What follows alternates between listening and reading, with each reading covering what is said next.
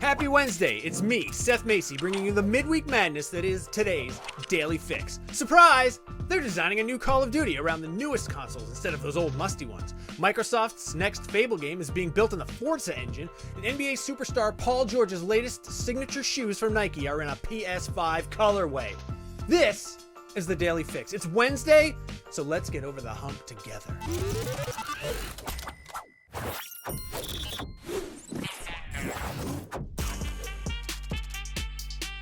Activision Blizzard studio SledgeHammer Games is working on this year's Call of Duty, and it would be more surprising for me not to make a joke feigning surprise they're making a new COD, so I won't. On its Q1 earnings call with investors, Activision confirmed SledgeHammer is developing the game for, quote, a next-generation experience, end quote. What does that mean exactly?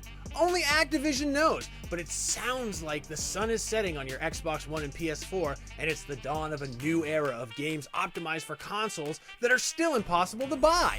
Activision promised more details soon, but it looks like the next Call of Duty will be set during an obscure military conflict known as World War II, and be called Call of Duty WW2 Vanguard. There are conflicting reports as to whether it will take a somewhat more historic dive into the era, as was the case with past Call of Duty games, or if this one will follow some sort of alternate history, like how Cold War played fast and loose with the events of the 1980s. Whether or not it actually goes full Philip K. Dick remains to be seen. But let's put the messy intricacies of world-shaping historic events to the side for a bit, and turn our attention to the world of high fantasy, but also supercars. Stay with me here, it'll all make sense in a bit. The next Fable, the open-world fantasy RPG series from Microsoft, is being built in the Forza Engine. According to a job listing on Microsoft's website, developer Take-10 is looking for a software engineer to work in its Forza Tech engine, quote, enriching the toolset to support an open-world action RPG, Fable, end quote. It's more than just turning Ferraris into fairies, though, as the listing specifically mentions adding a little extra something to the existing tech. Cool graphical stuff like ray tracing, which you don't realize you need in your life until it's gone. Beyond just improving the engine and developing for Fable, the job listing says the role will, quote, have a major impact on 3 AAA titles in development across 2 beloved Xbox franchises, end quote. I'm no detective, even though I do own a magnifying glass, but I'm gonna guess at least one of those franchises is Forza?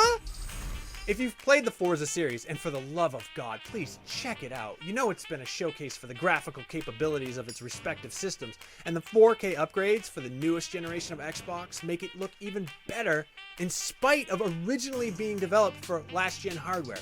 All that number-crunching power means we could get to some pretty serious levels of realism in the next Fable, and maybe, just maybe, we'll finally get that damn acorn we were promised all those years ago. Finally, let's talk about shoes for a minute, specifically the new Nike PG5 PlayStation 5 colorway. Finally, someone thought to combine the two things you simply have no hope of buying into one thing. The shoes have the PlayStation logo on the tongue of the right shoe and the Paul George logo on the left, and are the latest edition of Paul George signature shoes from Nike to feature PlayStation branding. You almost certainly remember not being able to buy the PG2 PlayStation colorway in 2018 and striking out on the PG 2.5 PlayStation sneakers in 2019.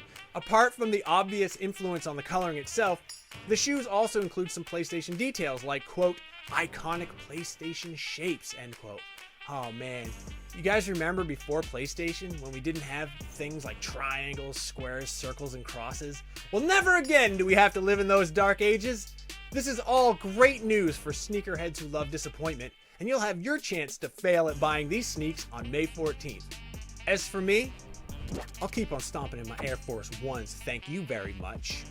That was your Daily Fix for May 5th, and a very happy Cinco de Mayo to those who celebrate. I'm Seth Macy, and I'm going to be filling in on the Fix for the foreseeable future, so I just hope we can build a solid friendship built on a foundation of trust. Or not. I can't tell you how to live your life. In the meantime, be sure to check out our review of Resident Evil 8, which is scary and horny. And after that, download the IGN app on your favorite smart device, subscribe to the Daily Fix on Snapchat, and visit IGN.com, the big old website that pays me. Thanks for watching, and I'll see you when I see you.